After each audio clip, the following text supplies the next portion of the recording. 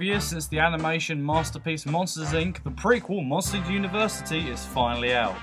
Being a big fan of the original and Pixar Studios in general, I had mixed feelings after the trailer was released. This was because the past few films that Pixar had done weren't as good as their earlier work, like Toy Story, the Toy Story trilogy, The Incredibles, which are considered to be some of the best films, not just in Pixar's, but in general best films. However, lately, films like Brave, Cars 2, and to a certain degree Ratatouille definitely do not hold up, and they definitely are nowhere near as good. Whilst I don't think they're terrible, they're definitely, like I said, they're not as good as their earlier stuff. So, when Monsters University was announced as a prequel to Monsters Inc., of course, which was one of their earlier films, I was both happy and annoyed at the same time. Happy because I love Monsters Inc. and I was happy to see the characters again before, they got their jobs, and I was always interested how they got their jobs. But at the same time I was annoyed because I felt that there should have been a sequel or a new idea, because I think all the possibilities they could have had for a sequel, but then the more I thought about the possibilities, the less and less possibilities there were, and then eventually I warmed up to the idea that the prequel was best. I personally feel this was a great movie because it also gave us more of a backstory on Mike, as he, to me at least, felt like the secondary main character. And the first film was kind of more Sully's story, with him and Boo, and trying to fix the door and get her back to a proper door and all of that stuff. But this film is the complete opposite, as Mike is the main character this time around, and it's how him and Sully meet and eventually become friends. So, the plot of the movie, if you couldn't tell, is that Mike and Sully are being educated in scaring at Monsters University, where they both meet each other and also clash over their personalities. Mike is a bookworm who feels the best way to do well is to study hard, do your research and do your homework, whereas Sully is more laid back and relaxed. And the pair obviously do not get along, but the reason Sully is more laid back and relaxed is because his mum and dad were top scarers, so he's a Sullivan. The most surprising aspect of this movie to me is that the first 30 minutes was like the trailers, where they were rivals and they were trying to be better than the other, but eventually, without spoiling the movie, it takes a different direction, which I feel was both a surprise but also welcome. So yeah, it's Mike and Sully at university, them meeting and getting to know each other, and as well as meeting new and old friends, and personally, I couldn't really ask any more than that. I enjoyed this movie in parts more than Monsters Inc., surprisingly, and other parts it felt about the same. So overall, I would say I do prefer this movie over the original. But part of me always just really loved the original, and I don't think it has the same charm the second time around. Plus, it is more predictable, bear in mind it's a prequel, but I can forgive it because, like I just said, it's a prequel. Nevertheless, I thought certain things about this movie were a little annoying. The big one is that they have moments in the movie where it looks like Mike and Sully are going to have a fallout, but because it's a prequel, like I just said, it's so predictable that we know they're going to be friends no matter what. It's really, really frustrating, and it really takes you out of it. The music and CG were brilliant. I'll start with the music. Firstly, the new music scores, including the main theme, were a great welcome and were really quite catchy, and they actually use, at one moment in the film, the original movie's theme, which I couldn't help but crack a smile at when I heard it. After all these years, it's been 12 years since the original, and at least a good 3 or 4 since I last saw it all the way through. just the memories of my childhood hit me that sudden. It was just, oh my god, I just had so much nostalgia, a huge grin on my face. I almost could have cried. It was just beautiful. The CG was absolutely brilliant. Pixar have really improved over the years. I couldn't really see a difference in it a huge amount, but it was enough to be noticeable. And I definitely think this film looks clearer and better CG-wise than Monsters, Inc. But of course, Monsters, Inc. was one of their earlier ones, so it's obviously many, many years ago, like I said, 12 years ago, so it's understandable, like I said. But overall, I would rate Monsters University a 9 out of 10, as this was amazing. I personally thought it was going to be good, but not this good. I recommend everyone to go out and see it if you haven't already. You don't need to have seen the original, but it would help understand a few things better, like certain things like why a few characters don't get along and such. But overall, you're going to love it. The kids will love it. I know it's monsters, but they'll love it. Trust me. So yeah, that's my review. But I also want to talk about the short they had before the movie and the trailers. That's going to be coming up. Okay, so on to the short. The short was called The Blue Umbrella. And after watching it, I was really happy and excited at the same time. This is because Pixar shorts are always great in my eyes. They are always very well made and very, very unique. And from a filmmaking standpoint, I'm no obviously expert filmmaker, but they are like Oscar worthy, and I believe that they have won a couple actually, or at least some big movie awards. But basically the point of this one is that it's a real life situation in a busy city, and there's like traffic lights and bins and all of that, and everything's alive except for the road, the people, and the cars, pretty much. So everything, I mean the humans are, sorry, the people are alive, but everything else is alive. That's the main focus, is the traffic lights, the like kind of traffic cones and all of that. They're all alive. One of the umbrellas is obviously bright blue, being the blue umbrella, and one other is red. And the two seem to really want to get close and get together, but the people holding the umbrellas are going two different directions.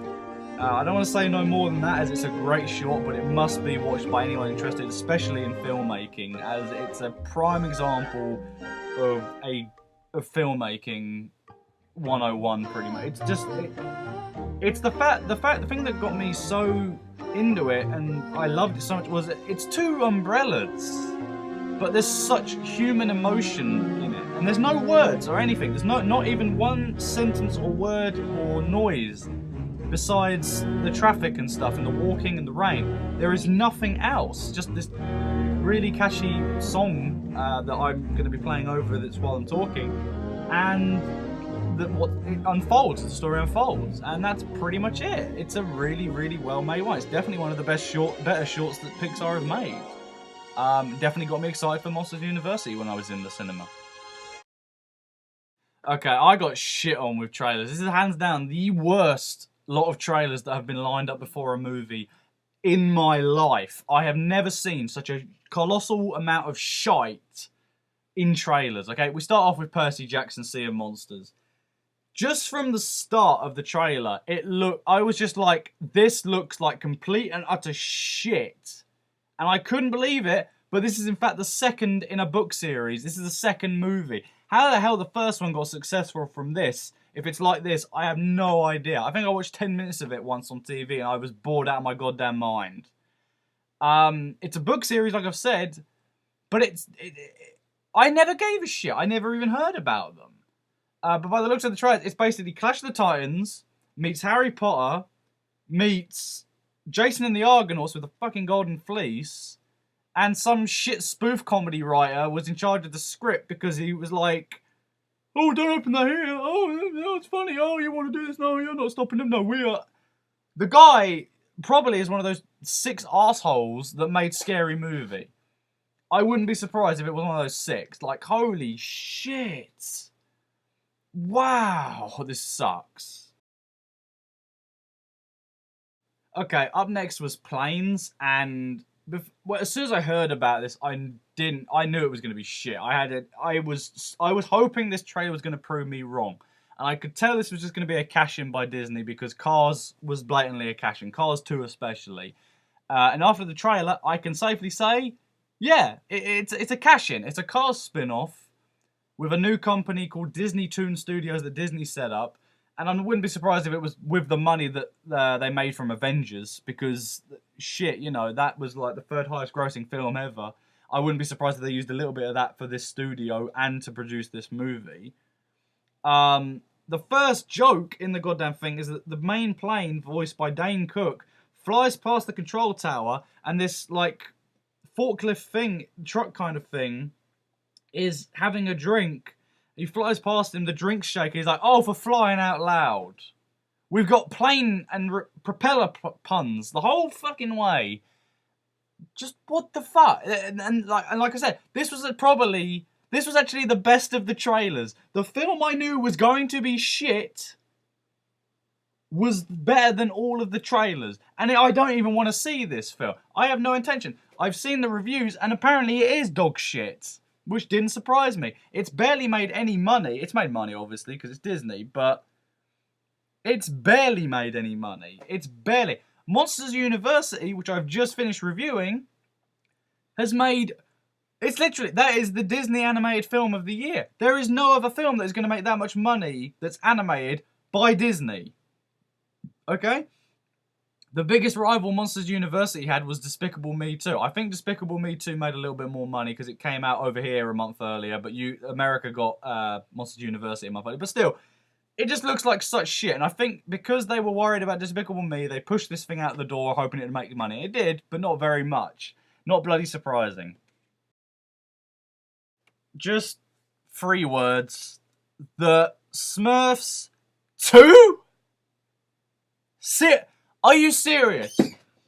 Okay. From what I hear, the first one was complete shit. I saw the last 20 minutes of it, and I was done. I felt sorry for the parents and everyone else who had to see the entire goddamn thing. And you know what? The best part of the film was the fact that Ready to Go, in brackets, Get Me Out of My Mind, by Panic at the Disco was in the goddamn credits, and they jumbled that shit up and even couldn't manage to not F that up. That, it definitely insulted me. That was the final straw. I was like, oh, well, at least Panic at the Disco's in the credits. They jumble it around, they move the song. It's not even like, oh my god, I'm not even going to get into it because I'm just going to get an hour-long rant. For God's sake, have mercy on the parents that are dragged to this movie. Don't take your kid to go see it. No matter how much they beg. If they have to watch it, rent it for them on DVD. It's going to be out of the cinema so goddamn quickly, it ain't going to matter anyway. Just give it 2-3 months. You can say, hey, you know you wanted to go see Smurfs? Here you go. And then just sit them in front of the TV and you go fuck off somewhere, because it won't matter. Seriously, it won't matter. But of course, I've saved the best for last, okay? I've saved the best for last, so brace yourself. Well, I sure as fuck saved the best for last, like I just said. One Direction, This Is Us, 3D. Right. Any young viewers I might have, or any One Direction fans, click off the video now. Okay? Because I ain't holding back. I don't give a shit. Right? You got 5 seconds. 1, 2, 3, 4, 5. Here we go. Fuck them. Okay? They can't play music. They don't write their own shit. They don't play their own instruments, except for one who apparently can play an acoustic guitar, but that's it. I mean, I'm not a musician, but I've heard it's pretty goddamn easy to play guitar. So that means about as much as toilet paper to me. Fuck these untalented pieces of shit. I am not saying I am amazing, but I could make much better music than these assholes, okay? Plus, there were a lot of small girls in my screening, and not one of them gave a shit when this came on. That's how bad they suck. Their target demographic of 5-year-old girls didn't please them. I'm fucking done. I'm going to pass out right. I am fucking done. Fuck One Direction, okay? The only good thing to come out of this fucking trailer is the fact that their careers are going to be nearly fucking over, because when any fucking boy band or artist or whatever has a movie, give it a year or two, their fucking career's over. 2015, can't fucking wait. They'll be gone. They'll be gone. Fucking hope Justin Bieber's fucking gone. We'll have Avengers 2 and fucking Star Wars. Can't fucking wait for 20.